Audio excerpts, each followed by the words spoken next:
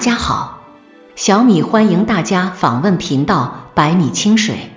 亲爱的观众，收听今天的分享。一个人真正的城府，示弱、守拙、装糊涂。每一个人都会希望在人际关系中获得温暖，但是经营好人际关系是一门终生需要研究的课题。武志红说，一个人的幸福感是建立在社会关系基础之上的。在社会关系里，一味示好，炫耀自己的能力，露出过多的锋芒，很有可能被人利用，在经营感情的过程中受到巨大的伤害。如果在人际关系里学会示弱和守拙，偶尔学会装糊涂，才能更好地保护自己。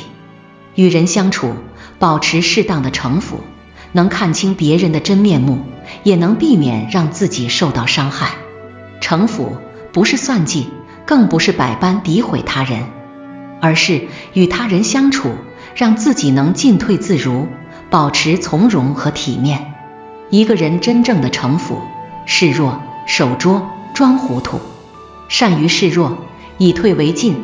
人生路途上有太多难题和风雨需要攻克，有时以退为进，借力打力地处理问题，也不失为最佳方法。真正有城府的人，遇到强劲的对手和事件，善于示弱。亲亲日常中，李薇想要救自己的好朋友，必须要与二少主尹松为敌。这件事情关乎他驾驭的六少主尹征。李薇没有一味的硬碰硬，而是对刘少主把这件事情说清楚，并且主动要求尹征置身事外，不想因为这件事连累他。面对李薇的示弱，尹征被激起了保护欲，更愿意站在他的前面，和他一起面对所有的困难。如果在处理问题时太过于强硬的让别人做一件事，会引起他人的反感。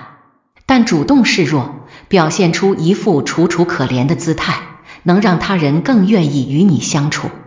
示弱不但不会激化矛盾，而且还能峰回路转，以退为进。学会示弱，不那么较真的活着，往往会收获更好的结果。守拙不过分暴露自己。李康的命运论中写道，故木秀于林，风必摧之，堆出于岸，流必湍之，行高于人，众必非之。前见不远，覆车即轨。一个人真正有城府时，会在精英荟萃的职场中守拙。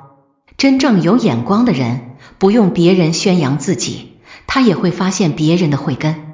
所以学会守拙，并不会埋没自己，而且还能让自己在低调中沉下心来，学会稳步前行。在没有遇到好的时机时，懂得保存自身的实力，才不会早早的被摧毁。不暴露自己的强者，能保持谦卑的姿态。与他人相处，能收获更多人的倾囊相授。很多时候，学会守拙，保持谦虚，不会给自己树敌，而且还能迎来更多提升自己的机会。机遇是在磨练自己的时候慢慢等来的。磨刀不误砍柴工，学会守拙，不过分暴露自己，谦逊学习，才能在真正展现实力的时候应付自如，为自己博得一席之地。人生路上有城府的人，会积极保持一个好的心态，韬光养晦，在机会来临之时不鸣则已。一鸣惊人，装糊涂，给他人留台阶。人生就像是钓鱼，你不知道什么时候鱼儿能上钩，也不知道下一条是哪种鱼类。在生活中，需要有一个未知的心态来应对人生。人与人相处，总会产生磨合，产生冲突，偶尔学会装糊涂，有利于人际关系的经营。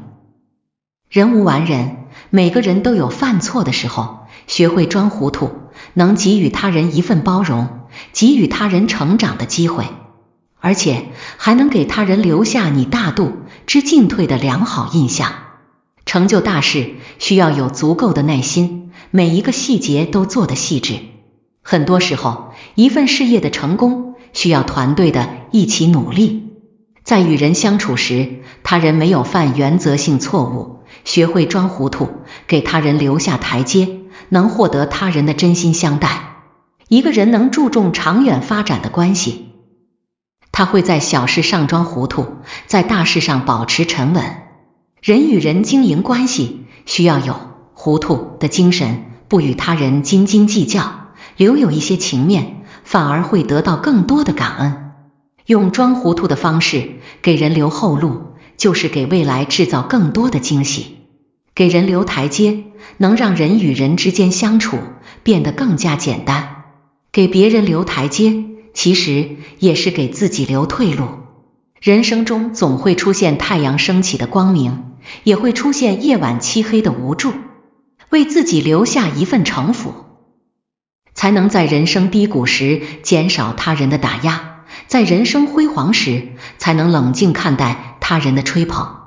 人生匆匆，记得不断地修炼自己的情商。人活在世上，都想一直往高处攀登，但是要懂得适当的示弱，学会保护自己，学会守拙，保持谦卑的姿态，去抓住时机，保持一颗宽容的心，用豁达的态度与人相处，能够获得更好的人缘，能感受到更多的温情。真正有城府的人，不过是看淡了得失，用一颗豁达的心，努力地生活着。